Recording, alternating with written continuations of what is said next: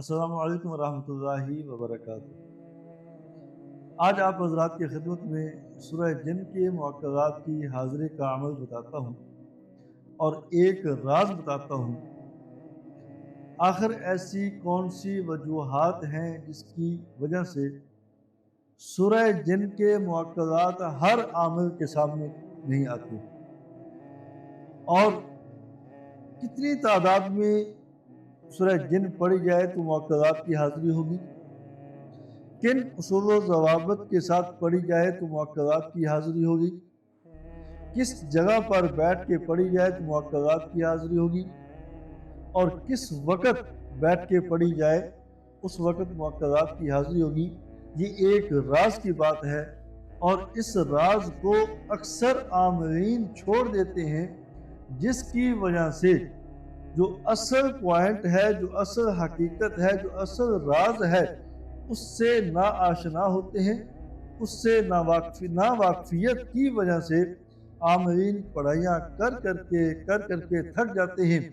صحرا کے اندر پڑھائیاں کی، چٹیل میدانوں میں پڑھائیاں کی، اور پہاڑوں میں جا کر کے پڑھائیاں کی، بند کمروں میں خوشبوئیں لگا کر پڑھائیاں کی، اسی طرح دریاؤں میں جا کر، نہروں میں جا کر کے پڑھائیاں کی، مگر پڑھائیاں کر کے خشکی کے مریض ہو گئے، نفسیاتی مریض ہو گئے، اور اپنے جسم کو تھکا دیا۔ تھکانے کے باوجود بھی موقعات کی حاضری نہیں ہوتی، جہاں اور بہت ساری وجوہات ہیں۔ عموماً عام طور پہ اساتذہ اکرام اپنے شاگرد کو جو عمل بتاتے ہیں، اور جب سورہ جن کی پڑھائیاں کر کے شاگرد تھک جاتا ہے، موقعات کی حاضری جب نہیں ہوتی، شاگرد استاد سے شکوہ کرتا نظر آتا ہے کہ استاد جی، اتنی تعداد میں اتنے عرصے سے آپ کی زیر سرپرستی، آپ کی زیر نگرانی سورہ جن کی میں حاضری کا پڑھائی کر رہا ہوں، مگر سورہ جن کے موقعات کی حاضری نہیں ہو رہی، اس کی وجوہات کیا ہیں؟ جہاں استاد یہ بتاتا ہے کہ بھائی آپ بندش کے شکار ہیں، آپ کے اوپر بندش لگی ہوئی ہے، آپ رجت کا شکار ہیں، آپ اپنے استاذ کے بارے میں بدگماں ہیں، آپ اپنے شیخ کے بارے میں بدگماں ہیں، آپ کے اندر روحانیت کی کمزوری ہے۔ جن اصول و ضوابط کے ساتھ میں نے آپ کو عمل کی ترتیب بتائی، آپ نے اس کے اندر احتیاط کے ساتھ اس پر عمل نہیں کیا، بے احتیاطی کی۔ جو وقت میں نے بتایا تھا، جو وقت متعین کیا تھا، اس کی آپ نے پابندی نہیں کی۔ جہاں یہ ساری باتیں کر کے شاگرد کو مطمئن کیا جاتا ہے، وہاں ایک چھوٹا سا راز ہے۔ اگر وہ راز شاگرد کو بتا دیا جائے تو شاگرد کی 20 سال کی محنت ضائع نہیں ہوگی۔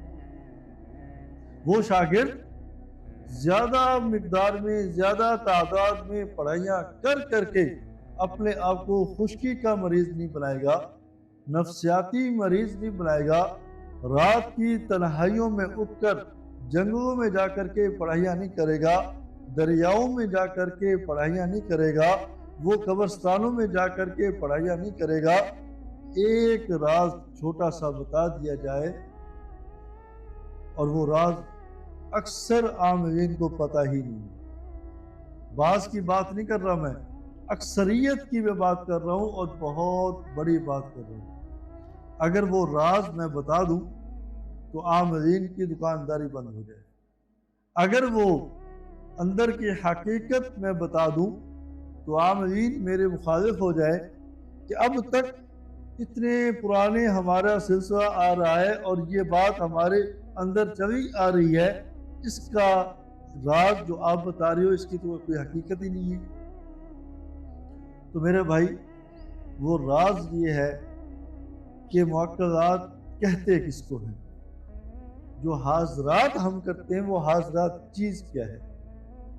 ایسا کون سا عامل ہے جس کے پاس یہ موقعات ہیں؟ جو استاذ آپ کو موقعات کی حاضری دے رہا ہے، اس سے پوچھیں کیا آپ کے سامنے موقع حاضر ہوتا ہے؟ موقع کی تعریف کیا ہے؟ موقع کہتے کس کو ہیں؟ اگر تو وہ जिन्नात में से है तो क्या वो जिन इंसान देख सकता है? अगर वो मुअक्कल फरिश्तों में से है तो क्या फरिश्ता इंसान के महतात हो सकता है? ये एक बड़ी लंबी बहस है। तो याद रखें, अपना कीमती वक़्त ज़ाया न करें, अपनी कीमती जान ज़ाया न करें, अपना कीमती माल ज़ाया न करें। रात की तन्हाइयों में उठ उठकर कब्रिस्तानों में जाकर और इसी तरह दरियाओं में जाकर के पढ़ाइयाँ करके अपने आप को नफसियाती मरीज़ न बनाएं। इसका हकीकत से कोई ताल्लुक नहीं है। मुअक्कलात का हकीकत से कोई ताल्लुक नहीं है, तो लिहाजा अपना वक़्त बचाएं, अपना ऐसे असाज़ा का इंतखाब करें जो जिसको फ़न अमलियात पर महारत हो और जो इन चीज़ों से बखूबी वाकिफ़ हो।